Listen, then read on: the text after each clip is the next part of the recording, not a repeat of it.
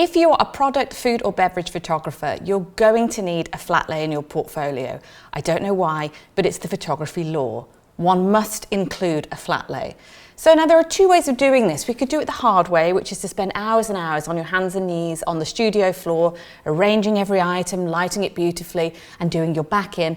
Or you could do it the easy way, the way I'm going to show you, which involves a little bit of photography and a little touch of Photoshop wizardry.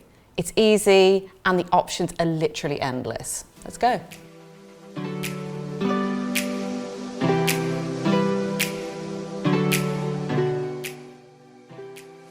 Welcome to my studio. Here I am, inexplicably wearing a Rupert the Bear themed outfit, but let's overlook that.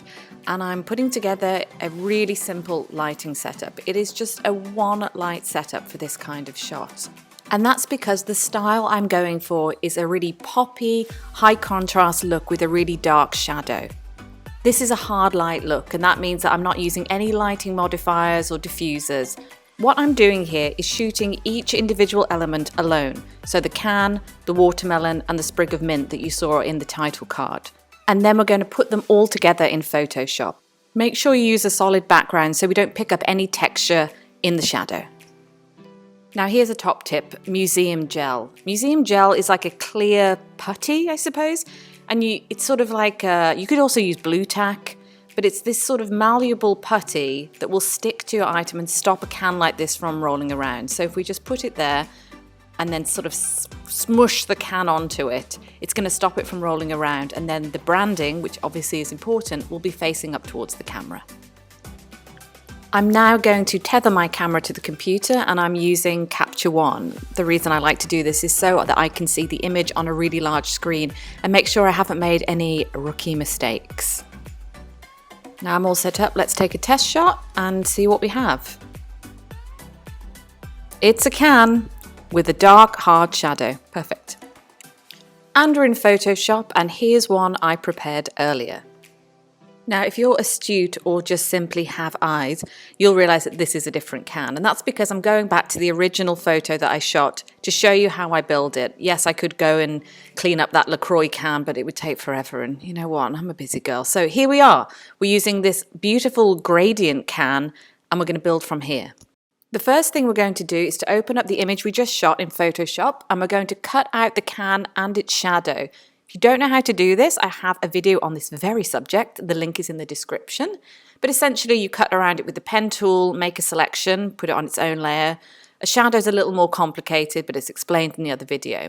So we have them on separate layers. So you can see the cans on one layer and the shadows on the other, but they are grouped together in a group that I have called Can and Shadow. Sounds like a comedy double act.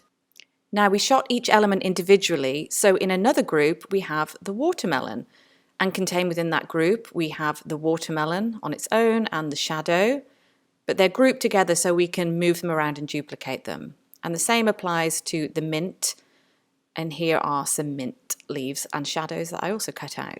It's very important to stay organized with your groups because this can get out of hand real quick if they aren't labeled.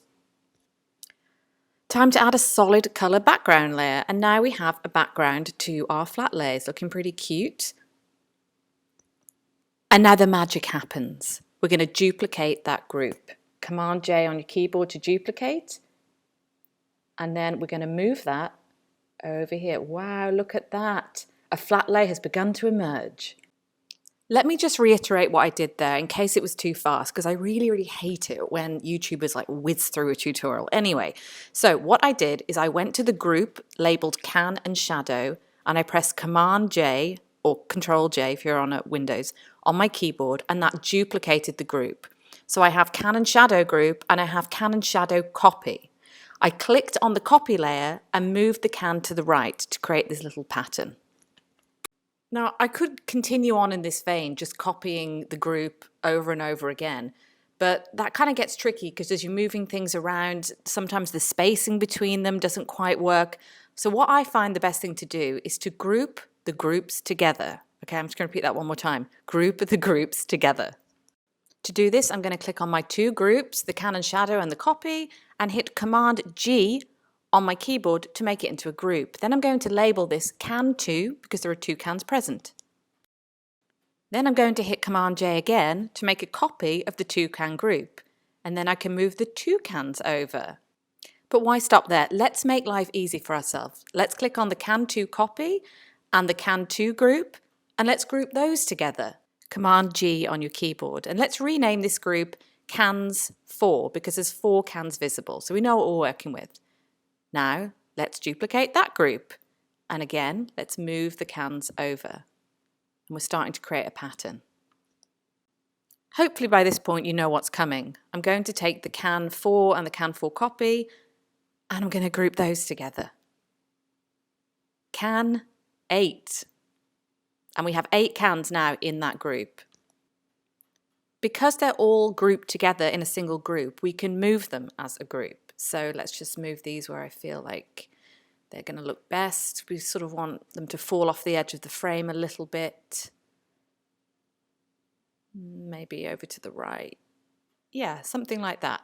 That looks good. Now let's move on to our watermelon layer. So we're going to repeat the process here.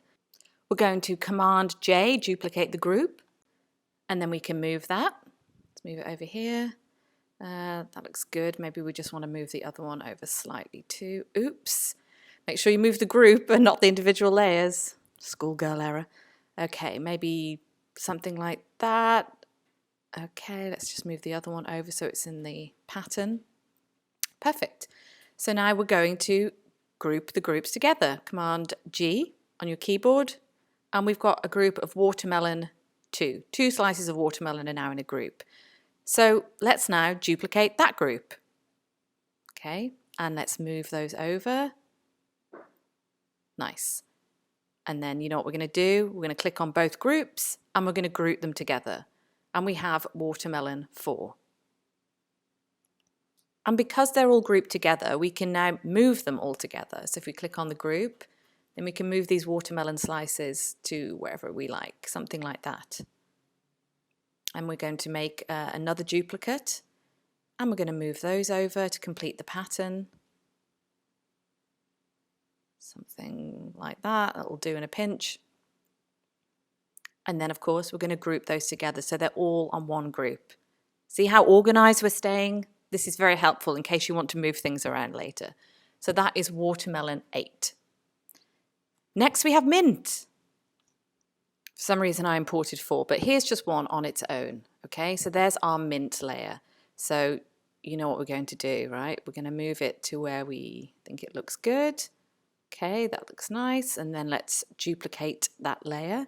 Command J, and we're going to move it to where we want it, and duplicate again, Command J, and let's move that one over to where we want it. Okay, and again, Command J, oops, that's not right. Command J, let's move that one. These are little elements, so we're just sort of arranging them as we want before we group them together. One more time, Command J, over there you go. All right, that'll do.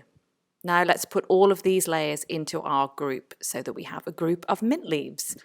Command G to group, and let's call that mint 5.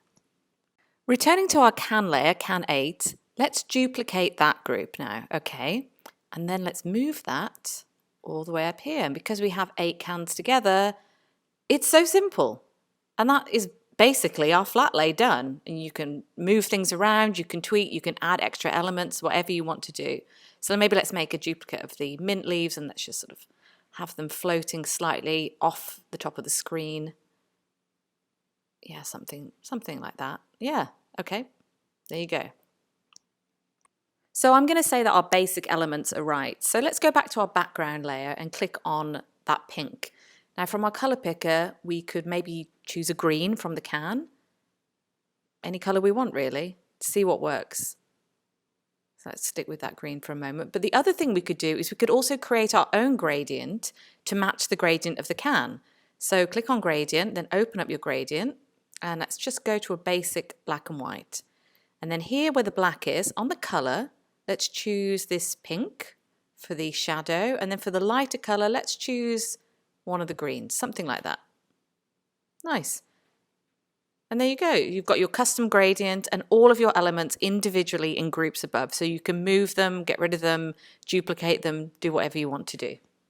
And that is how I shot this. If this tutorial has been helpful, please like and subscribe to the channel, and I'll see you in the next video.